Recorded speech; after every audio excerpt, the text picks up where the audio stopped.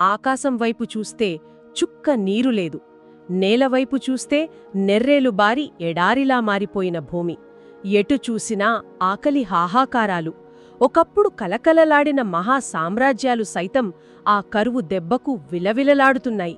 ప్రాణాలు అరచేతిలో పెట్టుకుని రేపటి రోజున బ్రతుకుతామో లేదో అన్న భయంతో వణికిపోతున్న జనాలు. అవును.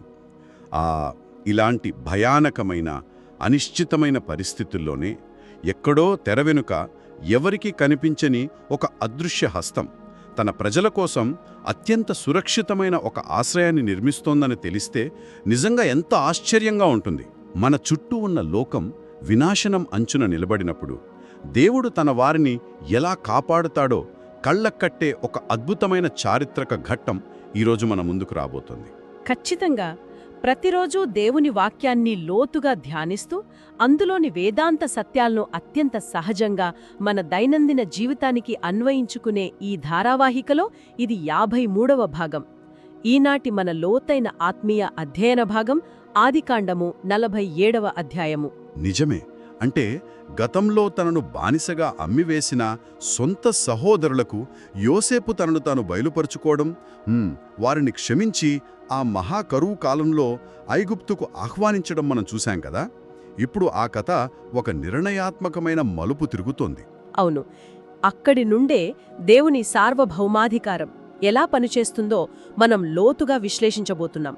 ఈనాటి మన ఆత్మీయ అధ్యయనం కేవలం గతాన్ని తవ్వుకునే చారిత్రక పరిశోధన కాదు.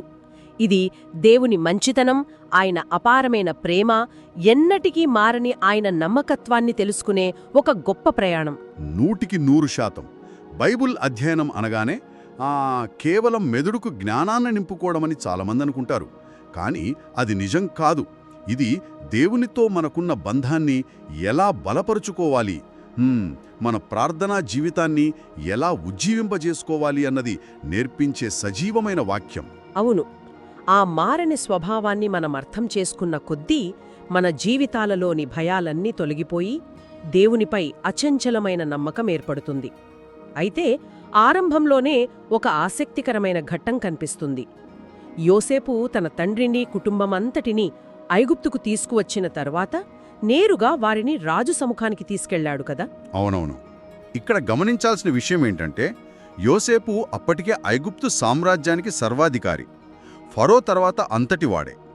ఒకవేళ తలుచుకుంటే తన కుటుంబానికి దేశంలో ఎక్కడైనా సరే అత్యుత్తమమైన భూమిని తన అధికారంతో రాసిచ్చేయగలడు. నిజమే. కాని ఆయన అలా చెయ్యలేదు.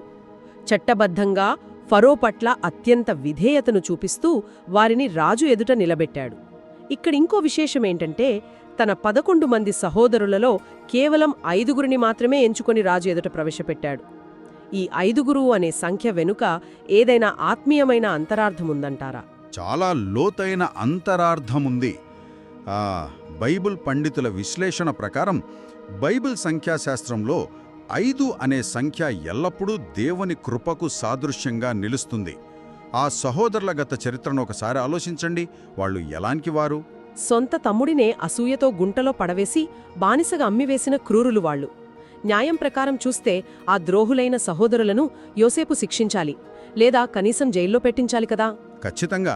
కాని యోసేపు వారిని శిక్షించకపోగా ప్రపంచంలోనే అత్యంత శక్తివంతమైన రాజు సముఖంలో వారిని ఎంతో హుందాగా నిలబెట్టాడు. ఇది కేవలం దేవుని కృపకు మాత్రమే నిదర్శనం. ఇది క్రీస్తుకు ఎంత అద్భుతమైన ఛాయగా ఉందో గమనించారా? పరలోక యోసేపైన మన క్రీస్తు కూడా సరిగ్గా ఇదే చేస్తాడు. ఓ వావ్! అంటే మన పాపపు గతాన్ని, మన ద్రోహాన్ని చూసి ఆయన అసహించుకోడు అంటారా? అస్సలు అసహించుకోడు. దానికి బదులుగా తన కృపచేత మనలను కడిగి సర్వోన్నతుడైన తండ్రి ఎదుట నిర్దోషులుగా, తన సొంత సహోదరులుగా నిలబెడతాడు. యోసేపు చేసిన ఈ పని భవిష్యత్తులో క్రీస్తు చేయబోయే మహారక్షణ కార్యానికి ఒక అందమైన ప్రతిబింబం. అద్భుతం. ఆ కృప గురించి వింటుంటేనే ఎంతో ఆదరణ కలుగుతోంది. ఇక్కడ హెబ్రీ మూల భాషలోని ఒక పదం నన్ను చాలా ఆకర్షించింది. వారు ఫరో సముఖానికి వచ్చి నిలబడ్డారు అని చెప్పడానికి మూల భాషలో ఒక ప్రత్యేకమైన పదం వాడారు కదా. దాని గురించి మరింత వివరంగా చెప్పగలరా? తప్పకుండా. హెబ్రీ భాషలో వచ్చి అనడానికి ఇక్కడ వాడిన పదం వయ్యబో. దీని అర్థం కేవలం రావడం కాదు, ప్రవేశించడం లేదా అత్యంత దగ్గరగా సమీపించడం. ఇక్కడ ఆసక్తికరమైన విషయమేంటంటే వారు నివసించడానికి ఫరో ఇచ్చిన ప్రాంతం పేరు గోషెను కదా. అవును, గోషను అంటే దానికి కూడా ఏదైనా ప్రత్యేకమైన అర్థముందా? ఉందండి. ఈ గోషను అనే పదానికి మూల అర్థం కూడా సమీపించుట అనే వస్తుంది. బయట లోకమంతా పాపము, కరువు, మరణంతో అల్లాడిపోతోంది. అటువంటి సమయంలో దేవుడు తన ప్రజలను ఎక్కడో దూరంగా విడిచిపెట్టలేదు. అంటే వారిని తన హృదయానికి ఎంత దగ్గరగా, ఎంత సమీపంగా ఉంచుకోవాలని ఆశపడుతున్నాడో ఈ గోషెను ప్రాంతం మనకు గుర్తు చేస్తుందన్నమాట. ఖచ్చితంగా విశ్వాసులు ఎల్లప్పుడూ ఆయనకు సమీపంగా ఆ కృపా సింహాసనం వద్దే సహవాసం చెయ్యాలని దేవుని ఉద్దేశం. ఈ సమీపించడం అనే భావన చాలా బాగుంది. అయితే ఫరో సముఖంలో నిలబడినప్పుడు వారి మధ్య జరిగిన సంభాషణ చాలా విచిత్రంగా అనిపిస్తోంది నాకు. అవును, విచిత్రంగానే ఉంటుంది. ఫరో వారిని మీ వృత్తి ఏమిటి అని అడిగినప్పుడు వారు ఏమాత్రం తడుముకోకుండా, ఏమీ దాచుకోకుండా మేము పశువుల కాపరులము అని చాలా నిజాయితీగా చెప్పారు. అవే నాకు ఆశ్చర్యం వేసింది. ఎందుకంటే చరిత్ర ప్రకారం చూస్తే ఐగుప్తీయులకు గొర్రెల కాపరులు అంటే ఎంతో అసహ్యం గదా. వారు వ్యవసాయాన్ని, నాగరికతను గొప్పగా భావించేవారు. అలాంటి నాగరిక సమాజం ముందు బురదంటిన బట్టలతో నిలబడి మేము కాపరులము అని చెప్పడం అంటే ఒక కార్పొరేట్ మీటింగ్కు వెళ్లి వ్యవసాయం చేసుకునే వ్యక్తి తన వృత్తిని గర్వంగా చెప్పుకున్నట్లుగా ఉంది. వారు ఎందుకు తమ గుర్తింపును మార్చుకోలేదు? అనుకుంటే తమ వృత్తిని దాచిపెట్టి మేము యోసేపుగారి బంధువులము, ఎంతో గొప్పవారము అని దర్పం ప్రదర్శించి ఉండొచ్చు. కాని వారలా చేయలేదు. దేవుని ప్రజలు లోకంతో కలిసిపోయి లోకం మెప్పు కోసం తమ ఆత్మీయ గుర్తింపును ఎప్పుడూ మార్చుకోకూడదు. నిజమే, వారు కాపరులుగానే ఉండిపోయారు కాబట్టే ఐగుప్తీల విగ్రహారాధన, వారి పాపపు సంస్కృతికి దూరంగా గోషను అనే ప్రత్యేకమైన ప్రాంతంలో ఉంచబడ్డారు కదా. ఆ నిజాయితీ వారిని ఐగుప్తు పాపాలకు దూరంగా ఉంచింది. అవును, అంతేకాదు వారు ఆ మాట చెప్పిన వెంటనే ఇంకొక మాట కూడా అన్నారు. ఏంటంటే మేము ఈ దేశంలో నివసించడానికొచ్చాము అని. ఒక ప్రయాణికుడు తాను కొన్ని రోజులు బస చేయడానికి దిగిన హోటల్ గదిని తన శాశ్వత ఇల్లుగా ఎప్పటికీ భావించాడు గదా. కరెక్ట్. సరిగ్గా అలాగే వీరు కూడా ఐగుప్తును తమ స్వంత దేశంగా భావించలేదు. కేవలం కరువు కాలంలో తలదాచుకోవడానికి వచ్చిన యాత్రికులుగా మాత్రమే తమను తాము పరిచయం చేసుకున్నారు. ఈ దృక్పథం నాకు చాలా ఆశ్చర్యాన్ని కలిగించింది. అది నిజంగా ఒక గొప్ప ఆత్మీయ పాఠం. బైబిల్ పండితుల అధ్యయనం ప్రకారం వారు కనాను దేశాన్ని దేవుని వాగ్దాన భూమిగా దృఢంగా నమ్మారు. ఐగుప్తు ఎంత సంపన్నమైనదైనా అది వారికి కేవలం తాత్కాలిక నివాసము మాత్రమే. అంటే విశ్వాసులమైన మనము కూడా ఈ లోకపు తాత్కాలిక సౌఖ్యాల మీద, భౌతిక సంపదల మీద దృష్టి పెట్టకూడదని ఇది బోధిస్తుందన్నమాట. మన గుర్తింపు ఈ లోకానికి సంబంధించింది కాదు, పరలోకానికి సంబంధించింది. 100% దేవుడు వారి నిజాయితీని, వారి విశ్వాసాన్ని బట్టి ఫరో మనసు మార్చి ఆ దేశంలోనే అత్యంత సారవంతమైన గోషను భూమిని వారికి ఉచితంగా అనుగ్రహించేలా చేశాడు. వావ్! ఇది నిజంగా దేవుని అద్భుతమైన సార్వభౌమాధికారం. ఇక ఆ తర్వాత జరిగిన పరిణామాలను గమనిస్తే అక్కడొక అద్భుతమైన చారిత్రక వైరుధ్యం కనిపిస్తుంది. యోసేపు తన వృద్ధ తండ్రి అయిన యాకోబును తీసుకువచ్చి ఫరో ఎదుట నిలువబెట్టాడు కదా. అవును, అప్పుడు యాకోబు ఫరోను దీవించాడు. ఇక్కడే నాకొక పెద్ద సందేహం. ఫరో అంటే ఆ రోజుల్లో దేవునితో సమానంగా పూజించబడే ఒక మహా సామ్రాజ్యాధినేత. కాని యాకోబెవరో కాదు, ఎన్నో కష్టాలు పడి సొంత దేశం నుండి వలస వచ్చిన, చేతిలో చిల్లిగవ్వల్లేని ఒక 130 ఏళ్ల వృద్ధ శరణార్థి. అవును. అలాంటి ఒక సామాన్యుడు ప్రపంచంలోనే అత్యంత శక్తివంతమైన రాజును చూసి ఆశీర్వదించే స్థాయికి రావడం వెనుక ఉన్న ఆత్మీయ రహస్యమేమిటి? దీన్ని ఎలా అర్థం చేసుకోవాలి? మీరడిగింది చాలా కీలకమైన ప్రశ్న. పైకి చూస్తే అదొక విచిత్రమైన దృశ్యమే, కానీ భౌతికమైన దృష్టికి ఆత్మీయమైన దృష్టికున్న వ్యత్యాసం ఇక్కడే స్పష్టమవుతోంది. లౌకిక అధికారంలో, సైనిక బలంలో, సంపదలో ఫరో గొప్పవాడే కావచ్చు. కానీ ఆత్మీయ నిబంధనలో, సృష్టికర్తి అయిన దేవునితో ఉన్న ఒడంబడికలో యాకోబు ఎంతో గొప్పవాడు.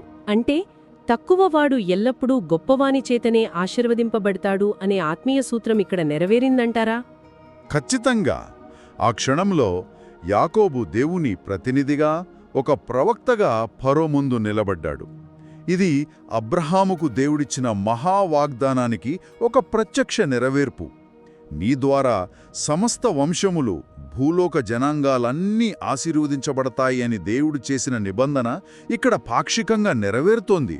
ఓ, అంటే దేవుని ప్రజలు బాహ్యంగా ఎంత బలహీనంగా కనిపించినా లోకం దృష్టిలో శరణార్థులుగా ఉన్నా సరే వారు ఎక్కడ ఉంటే అక్కడ చుట్టుపక్కల వారికి ఆశీర్వాదకరంగానే ఉంటారని ఇది నిరూపిస్తోంది. అవును. అప్పుడు ఫరో ఆశ్చర్యపోయి యాకోబును, నీ వయసెంత అని అడిగాడు గదా. దానికి యాకోబు ఇచ్చిన సమాధానం చాలా తాత్వికంగా ఉంటుంది. నేను యాత్ర చేసిన సంవత్సరములు 130, నా ఆయుష్కాల సంవత్సరములు కొద్దివియూ దుర్దశగలవియునై ఉన్నవి అన్నాడు. అదే నాకు అర్థం కాలేదు. 130 సంవత్సరాలు బ్రతికి కూడా తన జీవితకాలం చాలా కొద్దివి అని ఎందుకన్నాడు? ఇక్కడ హెబ్రీ పదాల్లో ఏదైనా లోతైన అర్థముందా? ఖచ్చితంగా ఉంది. యాకోబు తన పితరులైన అబ్రహాము, ఇస్సాకు జీవితకాలంతో పోల్చుకుని తన దినాలు కొద్దివి అని భావించుండవచ్చు. అయితే ఇక్కడ 3 ముఖ్యమైన హెబ్రీ పదాలు వాడబడ్డాయి. మొదటది మగూరాయి, అనగా యాత్ర లేదా శాశ్వతం కాని నివాసము. యాత్ర అంటే టెంపరరీ అన్నమాట. మరి మిగతా 2 పదాలు? రెండవది వెరాయిం, అనగా దుర్దశ గల లేదా కష్టాలతో కూడిన. మూడవది యెమే, అనగా దినములు, అంటే సంవత్సరాలు కాదు, కేవలం దినములు. యాకోబు తన జీవితంలో ఎన్నో కష్టాలు పడ్డాడు. అన్న అయిన ఏశావు నుండి ప్రాణభయంతో పారిపోవడం, లాబాను ఇంట్లో మోసపోవడం, కూతురు దీనాకు జరిగిన అన్యాయం, అన్నిటికంటే ముఖ్యంగా తన ముద్దుల కుమారుడు యోసేపు చనిపోయాడనుకుని 17 ఏళ్లపాటు అనుభవించిన నరకప్రాయమైన దుఃఖం, ఇవన్నీ ఆయన జీవితాన్ని దుర్దశగల రోజులుగా మార్చాయి. అయ్యో, అవును కదా. అంటే దేవునితో అంత గొప్ప నిబంధన ఉన్న వ్యక్తికి ఇన్ని కష్టాలెందుకొచ్చాయి? దేవుని ప్రజలకు శ్రమలొస్తే అది దేవుడు వారిని విడిచిపెట్టాడన్నదానికి నిదర్శనమా? ఎంతమాత్రం కాదు. బైబుల్ పండితుల విశ్లేషణ ప్రకారం ఇక్కడే మనకు శిలువ వేదాంతం అనబడే ఒక గొప్ప సత్యం కనిపిస్తుంది. శిలువ వేదాంతం అంటే దేవుడు తన ప్రజలను కష్టాల నుండి తప్పించడు, కాని ఆ కష్టాల గుండా వారిని నడిపిస్తూ వారిని పవిత్రపరుస్తాడు. అంటే ఆ కష్టాలు, కన్నీళ్లు దేవుని కోపానికి నిదర్శనాలు కావు అంటారా? అస్సలు కావు. అవి విశ్వాసులలోని అహంకారాన్ని చంపి వారిని పూర్తిగా దేవునిపై ఆధారపడేలా చేయడానికి దేవుడు ఉపయోగించే ఉలిదెబ్బలు లాంటివి. యాకోబు జీవితంలో ఆ శ్రమలు లేకపోయి ఉంటే ఫరోను దీవించేంత ఆత్మీయ పరిపక్వత ఆయనకు వచ్చేది కాదు. నిజమే.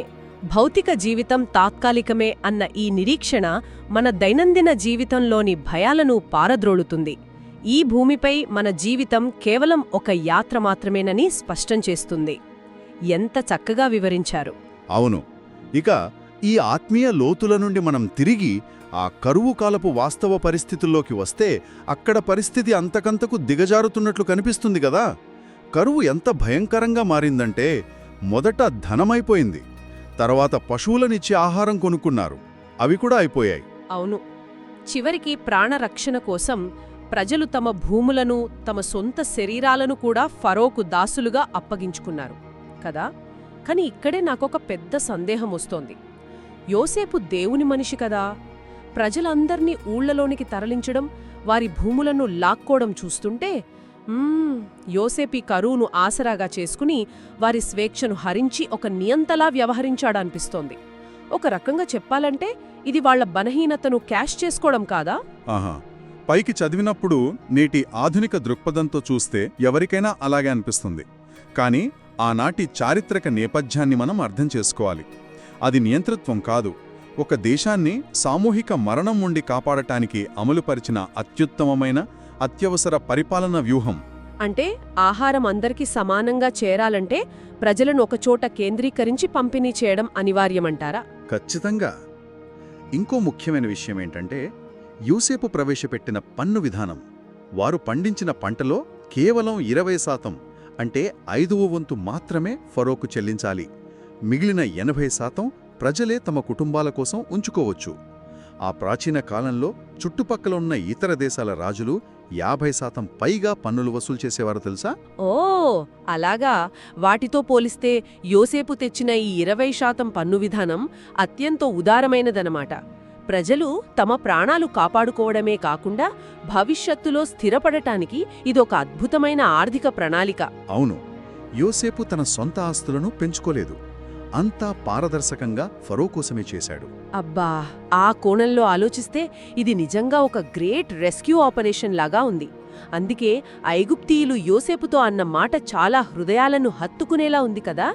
వారేమన్నారంటే, నీవు మా ప్రాణములు రక్షించితివి కనుక మేము ఫరోకు దాసులమై యుందుము అని అన్నారు. అవును, ఇందులో క్రీస్తు రక్షణ కార్యానికి ఒక గొప్ప సాదృశ్యం దాగి ఉన్నట్లనిపిస్తోంది.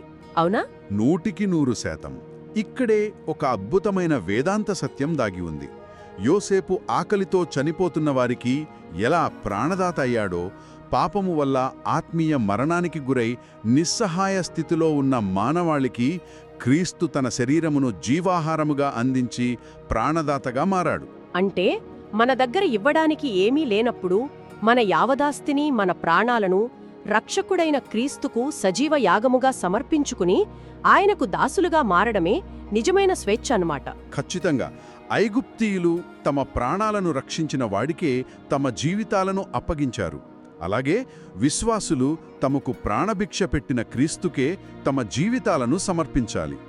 లోకమంతా భయంతో అల్లాడుతున్నా సర్వస్వం ఆయన పాదాల వద్ద పెట్టినవారు ఎల్లప్పుడూ సురక్షితంగా ఉంటారు. సరిగ్గా అదే జరిగింది కదా.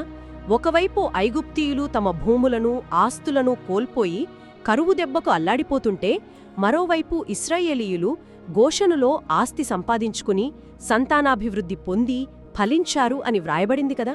అవును, ఇది కేవలం దేవుని పక్షపాతం కాదు, అబ్రాహాముతో దేవుడు చేసిన నిబంధన ఎలా నెరవేరుతుందో చూపే ఒక సజీవ సాక్ష్యం. అంతేకాదు, ఇక్కడ దేవుని లెక్కలు ఎంత ఖచ్చితంగా ఉంటాయో చూస్తే ఆశ్చర్యం వేస్తుంది. యాకోబు తన ముద్దుల కుమారుడైన యోసేపును 17 సంవత్సరాల వయస్సులో కోల్పోయి అతడు చనిపోయాడని గుండెకోతతో దుఃఖించాడు గదా. అవును, ఎంతో ఏడ్చాడు. కాని దేవుడు తిరిగి అదే యోసేపు సంరక్షణలో 17 సంవత్సరాల అత్యంత ఆనందకరమైన జీవితాన్ని ఐగుప్తులో యాకోబుకు అనుగ్రహించాడు కదా. దేవుడు కోల్పోయిన కాలాన్ని వడ్డీతో సహా ఎలా తిరిగి ఇస్తాడో చెప్పడానికి ఇది అద్భుతమైన నిదర్శనం. ఖచ్చితంగా మనం కోల్పోయిన కన్నీటి బిందువులను దేవుడెన్నడూ మర్చిపోడు. దేవుడు ఎన్నడూ ఎవరికీ రుణపడి ఉండడు. ఆయన ఇచ్చే పరిహారం ఎల్లప్పుడూ పరిపూర్ణంగా ఉంటుంది. అది దేవుని అపారమైన ప్రేమకు రుజువు. ఇక ఈ అధ్యాయం చివర్లో ఒక చాలా భావోద్వేగపూరితమైన అంతే ఆత్మీయమైన దృశ్యం ఉంది. అవును, యాకోబు తన మరణం సమీపించిందని గ్రహించి తన కుమారుడైన యోసేపును పిలిపించి ఒక ప్రమాణం చేయించుకున్నాడు. నీ చెయ్యి నా తొడ క్రింద ఉంచి నన్ను ఐగుప్తులో పాతిపెట్టవద్దు, నా పితరులతో పాటు వాగ్దాన భూమి అయిన కనానులోనే పాతిపెట్టు అన్నాడు కదా.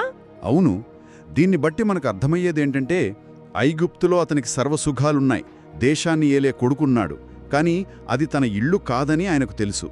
కనాను అనబడే వాగ్దాన భూమి అంటే భవిష్యత్తులో రాబోయే పరలోకానికి ఛాయ మీద ఉన్న ఆశ ముందు ఐగుప్తులోని సర్వసుఖాలు ఆయనకు పనికి రాకుండా పోయాయి. ఈ ప్రదేశంలో నన్నొక విషయం తీవ్రంగా ఆలోచింపజేసింది. తొడ కింద చెయ్యి ఉంచి ప్రమాణం చేయటమనే ఈ ఆచారం చదవడానికి కాస్త విచిత్రంగా, పాతకాలపు పద్ధతిలా అనిపిస్తోంది కదా. దీని వెనుక ఏదైనా బలమైన ఆత్మీయ రహస్యం ఉందా? అసలు ఎందుకు ఆ విధంగా ప్రమాణం చేయించుకున్నాడు? తప్పకుండా ఒక గంభీరమైన అర్థం ఉంది. ఇక్కడ వాడబడిన హెబ్రీ పదం యారెక్. దీని అర్థం తొడ లేదా నడుము కింది భాగం. ప్రాచీన తూర్పు దేశాల ఆచారాల ప్రకారం ఇది అత్యంత పవిత్రమైన, ప్రాణాంతకమైన ప్రమాణాలకు గుర్తు. ఆత్మీయంగా చూస్తే ఇది అబ్రహాముతో దేవుడు చేసిన నిబంధనకు గుర్తు అయిన సున్నతికి సూచన. ఓ అలాగా? అంతేకాదు, భవిష్యత్తులో ఆ వంశం గుండా రాబోయే వాగ్దాన సంతానానికి అంటే క్రీస్తుకు ఇది ముంగుర్తు. తన మరణం తర్వాత ఆ వాగ్దాన సంతానం కనాను భూమిలో ఉద్భవిస్తుందని యాకోబు బలంగా నమ్మాడు. అలాగే ఇక్కడ షాబా అనే హెబ్రీ పదం వాడబడింది. దీని అర్థం ప్రమాణం చేయడం. అంటే దీంట్లో కూడా ఏదైనా లోతైన అర్థం ఉందంటారా? అవును, ఈ పదానికి మూలం 7 సార్లు ధృవీకరించడం. దేవుని వాగ్దానం పట్ల యాకోబుకున్న అచంచలమైన విశ్వాసం ఇందులో కనిపిస్తుంది. తన భౌతిక నేత్రాలతో వాగ్దాన భూమిని చూడకపోయినా దేవుడు ఎన్నటికీ మాట తప్పడని నాయన నమ్మాడు. ఎంత గొప్ప విశ్వాసం! అందుకే ఆఖరి వచనంలో యాకోబు గురించి ఒక అద్భుతమైన ముగింపు వ్రాయబడింది. యోసేపు ప్రమాణం చేసిన వెంటనే యాకోబు మంచపు తలగడ మీద ఆనుకొని దేవునికి నమస్కారము చేసెను, అంటే ఆరాధించెను అని ఉంది. మరణశయ్యపై కూడా ఆరాధించడం అనేది చాలా గొప్ప విషయం. ఈ వచనం గురించి కూడా మూల భాషలో ఒక ఆసక్తికరమైన విశ్లేషణ ఉందని విన్నాను. అవును, ఇక్కడ మూల హెబ్రీ పదంలో ఒక విశేషముంది.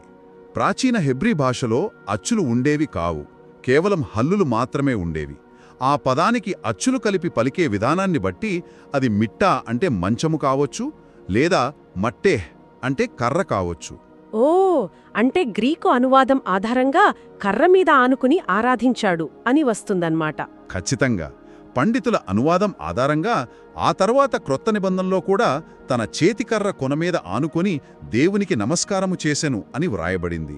ఇక్కడ మనం గమనించాల్సింది ఏంటంటే, యాకోబు భౌతికంగా ముసలివాడై నిలబడలేని స్థితిలో ఉండి చేతికర్రపై ఆనుకున్నా సరే ఆత్మీయంగా మాత్రం ఎంతో దృఢంగా ఉన్నాడు.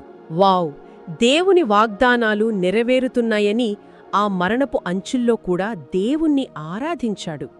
వృద్ధాప్యంగాని శారీరక బలహీనతగాని దేవుణ్ణి ఆరాధించడానికి అడ్డు కాదనిసి ఇది మనకు నేర్పిస్తోంది కదా.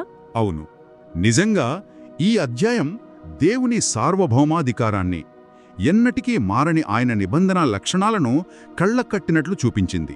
అవును, ఈ వాక్యభాగం ద్వారా దేవుని మంచితనం, కరువులో ఆయన అద్భుతమైన పోషణ, మరణశయ్యపై కూడా సడలని విశ్వాసం, ఇవన్నీ మన హృదయాలను హత్తుకునే జీవపు సత్యాలు. ఇది కేవలం విని వదిలేసే చరిత్ర కాదు, మన రోజంతా మనసులో ధ్యానిస్తూ దేవునితో నడవడానికి దేవుడిచ్చిన ఒక ఆత్మీయ మార్గదర్శి. ఈ అధ్యాయం మన ప్రార్థనా జీవితాన్ని మరింత లోతుగా, శక్తివంతంగా మారుస్తుందనడంలో సందేహం లేదు. ఖచ్చితంగా. కరువు కాలంలో దేవుని ఆశ్రయమనే ఘోషణలో విశ్వాసులు ఎల్లప్పుడూ సురక్షితంగా ఉంటారు. ఆర్థిక సంక్షోభాలు, వ్యాధులు, ప్రపంచ విపత్తులు ఏవీ దేవుని చేతిలో ఉన్నవారిని, ఆయన కృపను ఆశ్రయించిన వారిని భయపెట్టలేవు. మనకు సమస్తమును అనుగ్రహించే జీవాహారమైన క్రీస్తు మన పక్షాన ఉన్నాడని ఇది స్పష్టం చేస్తోంది. ఈ లోతైన ఆత్మీయ అధ్యయనం వింటున్న ప్రతి ఒక్కరూ దీనిని మననం చేసుకోవాలని కోరుకుంటున్నాము. ఈ అధ్యాయం ద్వారా మనము నేర్చుకున్న క్రొత్త సత్యమేమిటి, దేవుడు మనకు ఏమి నేర్పిస్తున్నాడు, ఈ వాక్యం విన్న తరువాత దైనందిన జీవితంలో మనము తీసుకోబోయే ఆచరణాత్మకమైన అడుగు ఏమిటో వ్యాఖ్యల రూపంలో తప్పకుండా పంచుకోవాలని మనవి. అవును, అలాగే ఈ ఆత్మీయ ఆహారాన్ని మన తోటి విశ్వాసులకు పంచుకోవడం ద్వారా వారి విశ్వాసాన్ని కూడా బలపరచవచ్చు. రాబోయే ఆత్మీయ అధ్యయనాలకు సిద్ధంగా ఉండండి. ఈ ఛానల్కు సబ్స్క్రైబ్ చేసుకోవడం ద్వారా దేవుని వాక్యపు లోతులను ప్రతిరోజు పంచుకుందాం. ముగించే ముందు ఒక బలమైన ఆలోచనను మీ ముందుంచుతున్నాను. యాత్రికులైన మనము ఈ తాత్కాలిక భూమిపై శాశ్వతమైన కోటలు కట్టుకోవడానికి ఆరాటపడుతున్నామా, లేక క్రీస్తు అనబడే శాశ్వతమైన ఆశ్రయపురంలో మన ప్రాణాలను దాచుకుని భవిష్యత్తు కొరకు నిరీక్షిస్తున్నామా? ఒక్కసారి ఆలోచించండి. దేవుడు మనందర్నీ దీవించునుగాక.